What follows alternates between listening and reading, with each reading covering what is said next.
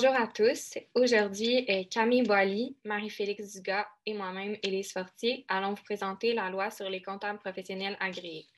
C'est sans surprise qu'on est 3 étudiantes en spécialisation comptable.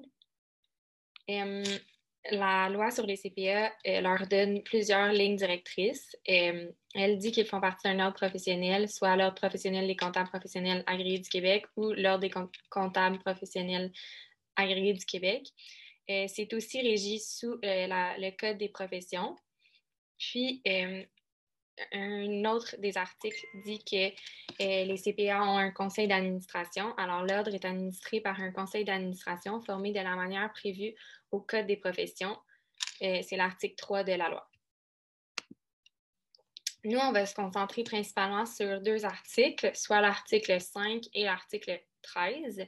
L'article 5 est un petit peu plus long. Alors, pour exercer l'activité professionnelle visée au 3e alinéa de l'article 4, à l'exception de la mission de compilation qui n'est pas destinée exclusivement à des fins d'administration interne, le comptable professionnel agréé doit obtenir un permis de comptabilité publique. Le conseil d'administration lui délivre le permis s'il satisfait aux conditions et modalités de délivrance fixées dans un règlement pris par le conseil. Ce règlement détermine également 1.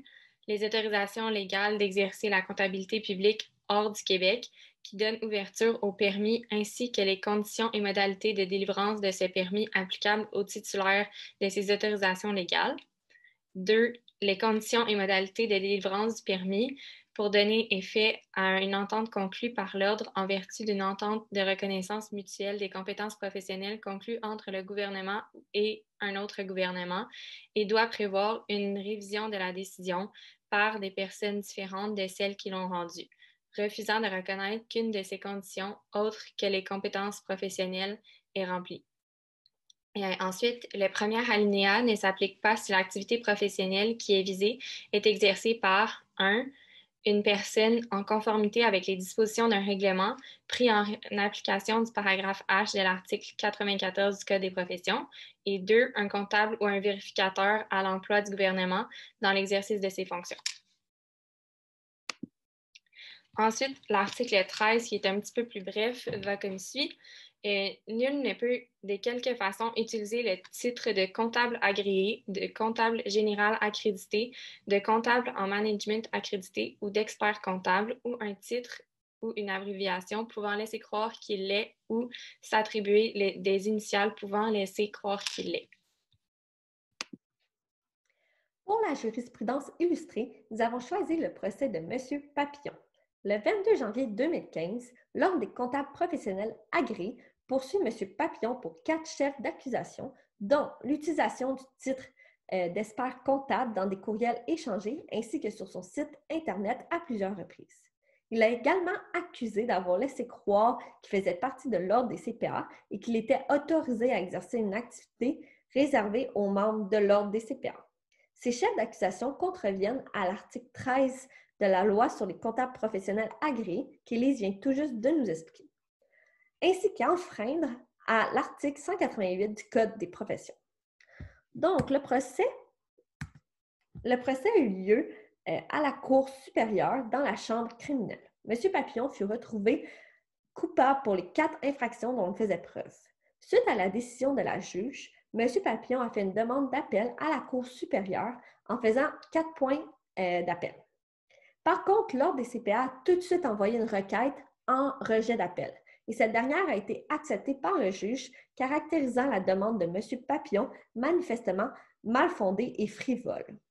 Ce qui n'a pas aidé M. Papillon, c'est qu'il n'a jamais présenté au procès la preuve qu'il était membre de l'APA et, d'ailleurs, dans son avis d'appel, il a admis d'emblée qu'il était exclu de l'Ordre des comptables généraux accrédités ainsi que de l'APA, tout en soulignant que cette exclusion était, selon lui, illégale. Donc, M. Papillon avait juste aucune chance de gagner l'appel. Mais M. Papillon était dessus et il a fait une demande d'appel à la Cour d'appel. Mais puisqu'il n'a pas respecté le délai de 30 jours, cette demande a été rejetée par la Cour d'appel. Donc, après avoir pris connaissance de toute la preuve présentée au procès, lu la décision de la juge de première instance et les transcriptions du procès, lu les documents déposés pour l'appel de M. Papillon, ainsi que pour la requête en rejet d'appel, le tribunal conclut que l'appel de M. Papillon est manifestement mal fondé. Donc, au final, M. Papillon est resté coupable de ces 4 chefs d'accusation. Donc, c'est tout pour M. Papillon. Il est intéressant de savoir que n'importe qui peut faire une demande de dénonciation de l'exercice illégal d'un CPA si la personne en a connaissance. Donc, c'est seulement un petit formulaire à remplir directement sur le site CPA Québec. Donc, maintenant, fait d'actualité, on a décidé de vous parler du cas de M. Fortin.